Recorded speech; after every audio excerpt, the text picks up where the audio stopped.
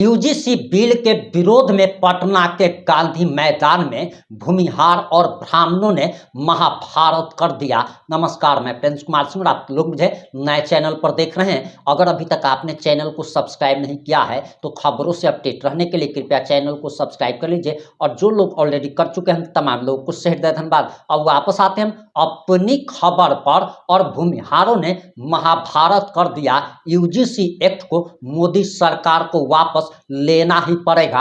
अब आप जरा ये बयान सुनिए। वो आपकी बातों को रखे तो हमारे नेता तो नपुंसक हो गए हैं। ये लोग मोदी जी के दरबार में मुजरे कर रहे हैं, ये लोग क्वेश्चन थोड़े उठाएंगे। तो जब ये लोग नहीं उठा रहे हैं तो हम लोग हजारों हजार की संख्या में रोड पर खड़ा होकर के आवाज को उठा रहे हैं। लोकतंत्र में जब सत्ता गूंगी हो जाए, बहरी हो जाए और जनप्रतिनिधि लोग अंधे हो जाएं तो जनता को मजबूरन रोड पर आना पड़ता है। वही आज हम रोड पर हैं, खड़े हैं अपने अधिकार के लिए। अपने बच्चों के जो मूलभूत अधिकारों का हनन शोषण होने जा रहा है यूजीसी काले कानून के माध्यम से। यूजीसी काला कानून कोई कानून नहीं है, एक गैर संवैधानिक अधिकार है सामान्य जाति के छात्रों को प्रताड़ित करने के लिए। और इस प्रकार का काला कानून हम लोग किसी भी कीमत पर लागू नहीं होने देंगे, चाहे धरती खून से रक्त रंजित ही क्यों न हो जाए। हम अपने बच्चों के भविष्य के साथ खिलवाड़ कतई नहीं होने देंगे। 70 विधायक सवर्ण समाज के हैं, कोई अभी खुलकर इस चीज का विरोध नहीं कर रहा है। आपके बिहार में कितने मंत्री हैं, कितने सांसद हैं? ये लोग नपुंसक हो चुके हैं। हम तो पहले ही बोले हैं, ये लोग में क्षमता रहा ही नहीं जनता की बातों को उठाने के लिए। ये लोग इस घमंड में हैं कि मोदी जी के चेहरे पर हम जीत करके आए हैं, तो ये घमंड अगला चुनाव में समाप्त कर दिया जाएगा। जिस मोदी जी को बड़े ही शौक से हम लोग देश के प्रधानमंत्री के गद्दी पर बैठाए हैं, हम लोग वही मोदी जी को कान पकड़ करके इस देश के शीर्ष गद्दी से भी उतारने का काम यही सामान्य जाति करने जा रहा है। कंडीशन दो ही होगा, या तो यूजीसी हटेगी नहीं तो भाजपा हटेगा, दूसरा कोई इस देश में विकल्प नहीं बचा है।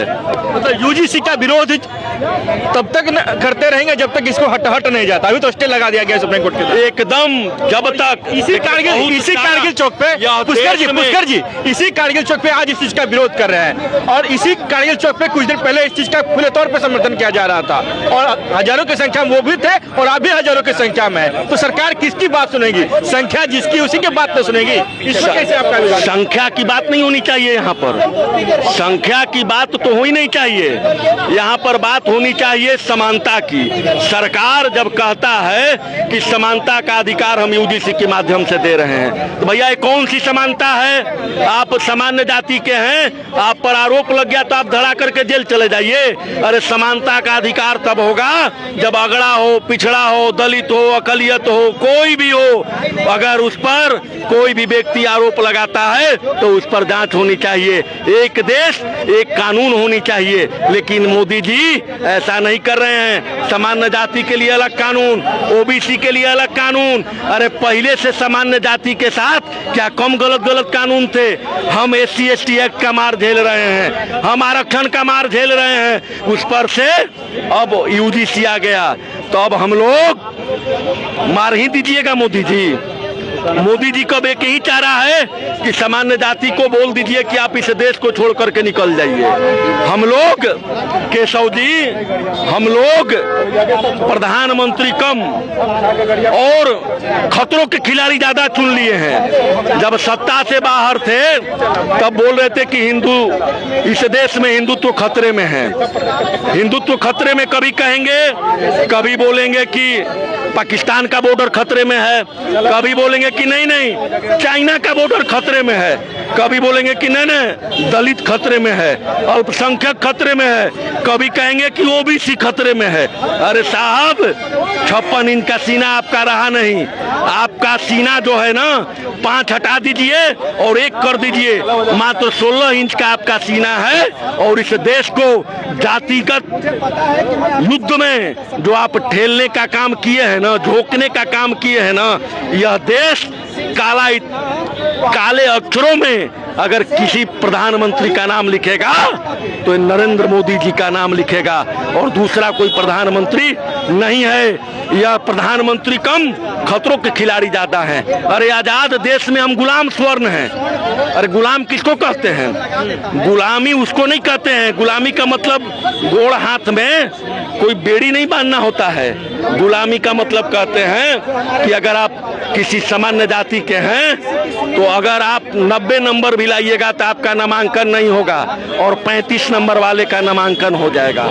गुलामी उसको कहते हैं, विरोध जारी रहेगा। गुलामी उसको कहते हैं कि बाकी लोगों को 30 रुपया फीस लगेगा और जो सामान्य जाति है उनको 80 रुपया लगेगा।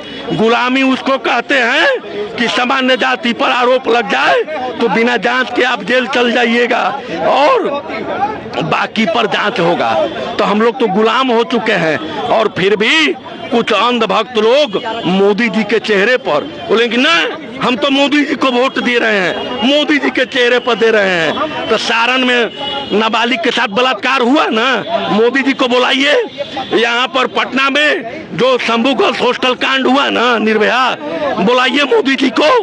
तो उसमें वो नहीं बुलाएंगे। ये लोग जो सामान्य जाति के कह रहे हैं ना कि हम जनप्रतिनिधि हैं, ये जनप्रतिनिधि नहीं, ये मोदी जी के दरबार में मुजरा करने वाले लोग हैं। अगर जितने नेता आपके समाज के सवर्ण जाति जितने भी नेता है वो मोदी जी के कैबिनेट में मुजरा करते हैं। मुजरा करने वाले करते नहीं है केशव जी, मुजरा करने वाले हैं। अगर जनप्रतिनिधि रहते तो जनप्रतिनिधि उसको कहते हैं जहां पर जनता नहीं हो और उसके प्रतिनिधि के रूप में खड़ा होकर के जनता का हक और अधिकार के लिए आवाज उठाए, उसको जनप्रतिनिधि कहते हैं। तो क्या इन लोगों ने यूजीसी पर बोला?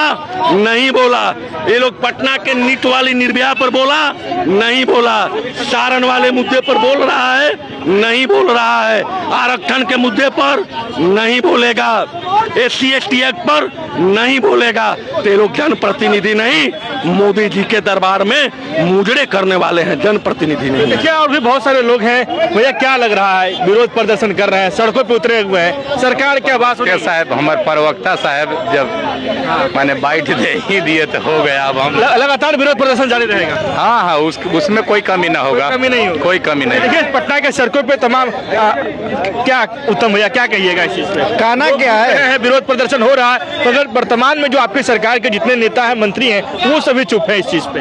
देखिए आज हम लोग सामान्य वर्ग संघर्ष मोर्चा के बैनर तले पटना में हम लोग मार्च निकाले हैं और हम लोग कोर्ट का इंतजार कर रहे हैं 18 तारीख को। 18 तारीख का जो जवाब होगा उसके बाद हम लोग निर्णय लेंगे। पूरे देश में मध्य प्रदेश हो गया, उत्तर प्रदेश हो गया, बिहार हो गया, राजस्थान हो गया, हर जगह यूजीसी का विरोध हो रहा है और निश्चित तौर पे काला कानून है, बांटने का कानून है। और यूनिवर्सिटी में जब बच्चे जाएंगे तो एक दूसरे का नाम जानने का प्रयास करेंगे, लोगों का टाइटल जानने का प्रयास करेंगे और उस हिसाब से दोस्ती एक दूसरे से करेंगे। अब आपकी क्या प्रतिक्रिया, अपनी प्रतिक्रिया जरूर दीजिएगा। जुड़े रहे हमारे साथ। जय हिंद, जय भारत।